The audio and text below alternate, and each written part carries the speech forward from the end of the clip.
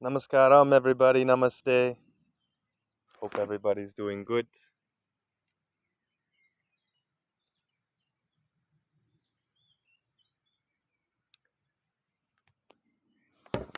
Loving consciousness, huh? So, what works best for me is I'm just going to do a little call and response in terms of I'll ask the questions to myself and then answer them to the best of my capabilities. For my felt sense, I'm got a bit of back pain and stiffness going on, so standing up and we're going to enjoy the process. So, for the first question here, what realizations, aha moments, or important points did you learn? Like all of us, it's quite a lot. It's a big mouthful, this book.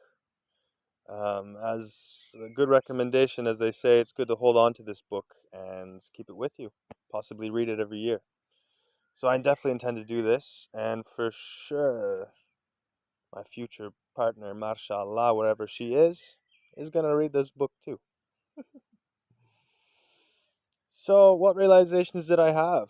Well, I mean, I got nice confirmations and reminders.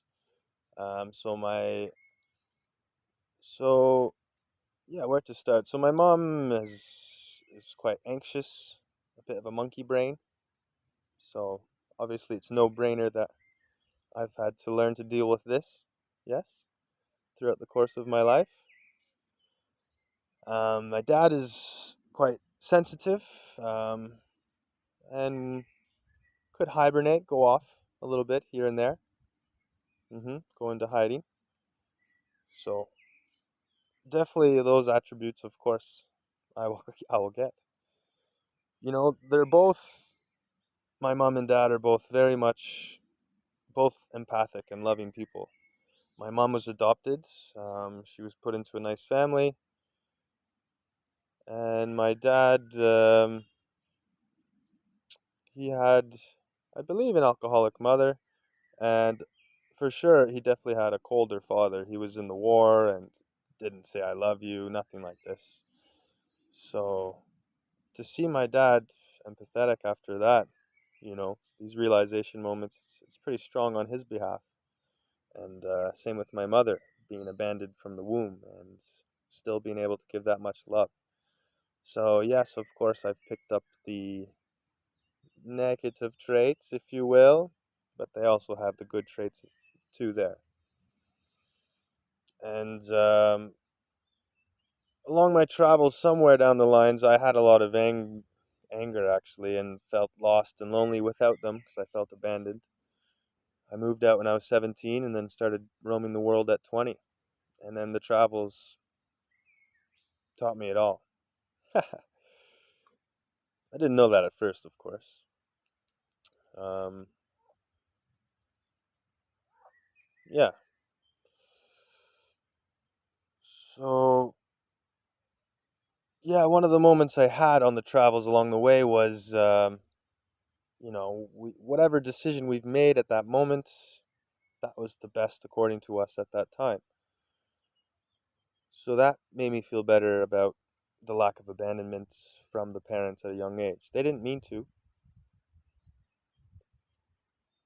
It's just kind of my interpretation of it all, right? Yeah, they're both very supportive in their ways. Also, I've been off traveling, which I love. I'm glad I didn't wait around for life to happen. So, thank you, younger Kevin Self, for being very courageous. Whew. The thought of doing some things that I've done in the past right now would be a little daunting, actually. So, thank you, old Kevin. Um, what did I find useful in this book? Oof, many things. It's again, you want to keep reading it. Um, I love the exercises on the back.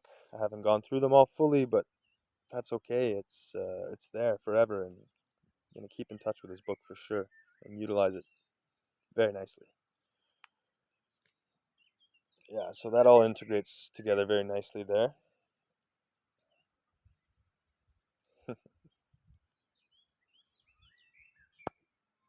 What was the most challenging aspect of the book, and why did you find it challenging?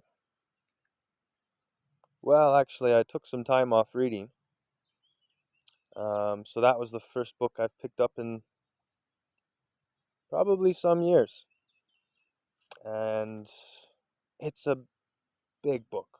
As we all know, there's a lot of things in, every word is gold, and you want to soak that in as slowly as possible. So the challenging thing for me was having the deadline, which I appreciated. Also, not wanting to rush through the motions of the book so I can fully absorb and utilize it and play with it. When to use my action and when not to. Yes, right. Another big aha moment was, just to double back a bit, was yes, I've been trying to do the hero because of the lack of abandonment. Yes, you try to do the hero and the people pleaser, this and that. And as we all know, we can felt left behind within ourselves. So that's a good one. That's, I mean, we're only humans. We're only all these things are gonna keep coming, right? So it's just a daily practice. That's why we have our tools to incorporate it all, and everybody's different. So we may use different tools according to what is our desire or need or want in that moment. So that's uh, that's that. Big stuff there. Give that little space and time and acknowledgement, observing, appreciation, gratitude, just thankful for the things that I have, which is not much, but it's a lot, all at once.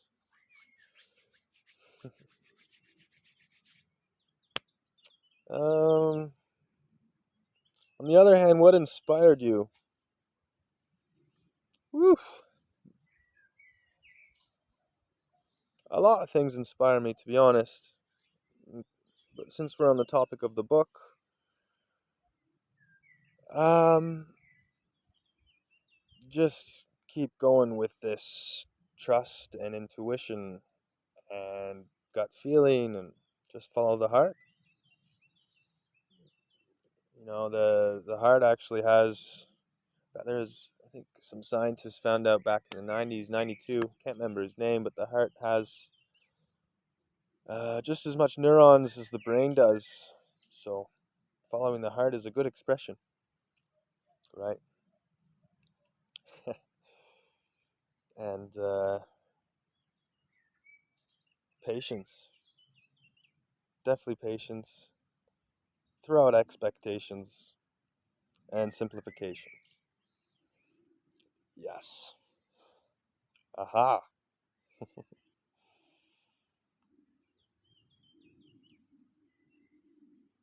What patterns or opportunities has it highlighted for you, and how might those areas contribute to your overall growth?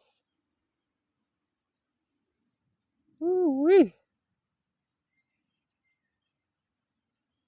This one's a good one because this one's an intro perspective question, I fully believe. So that's again with the following the heart and the intuition, you know. Let that Kundalini snake rise up from the chakras and ride the waves. Ride the waves. Yeah, that beautiful confirmation of that last breath work from Julia was amazing. Just, I was sitting on the hill on a mountain with the Kundalini snake beside me to the left. We were cuddling, and I was petting its head, the cobra, and we were watching sunset with some beautiful tears coming down. Yeah.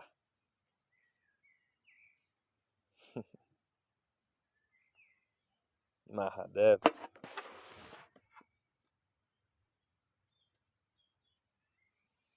How could this book inform your practice as a breath worker? Ah, yes, like the exercises on the back, you refresh it, keep reading. You can offer the book to others to read as well. It's all about sharing the love, isn't it? So, yes. Also keeping the love for ourselves as well. It's that pendulum, isn't it? So, sympathetic to the parasympathetic and the neutral, right down the staff. We're here.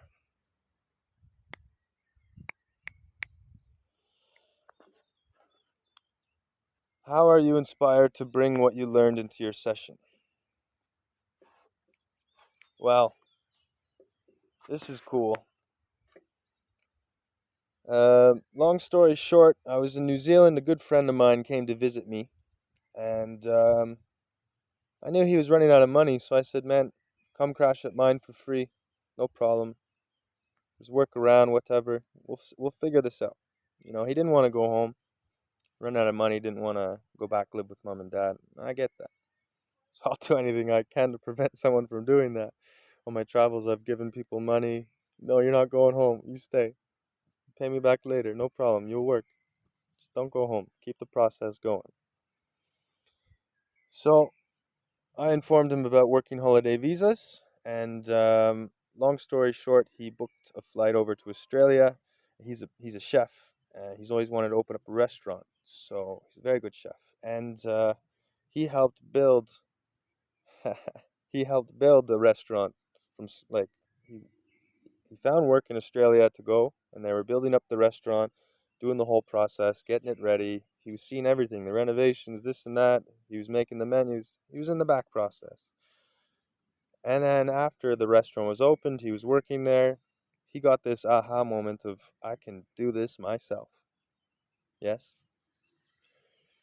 The reason why I'm telling you this story is because I've been trusting the intuition, and I got really addicted of holding the expression within, learning guitar, and holding a space, or trying to learn how to hold a space in India through 2 years of living there.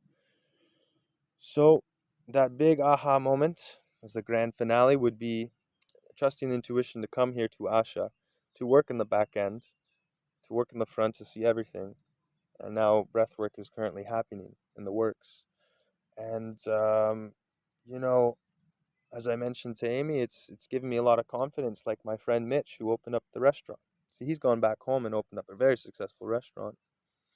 And I've always wanted to run a guest house, but now I want to do it with a team, incorporate many things, a lot of modulities, modules.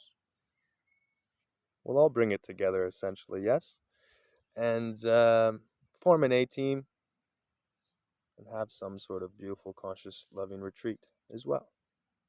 So big things are on the rise.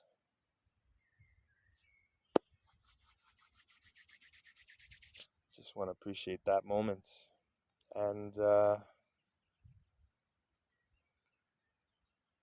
namaste. Much love. Much love.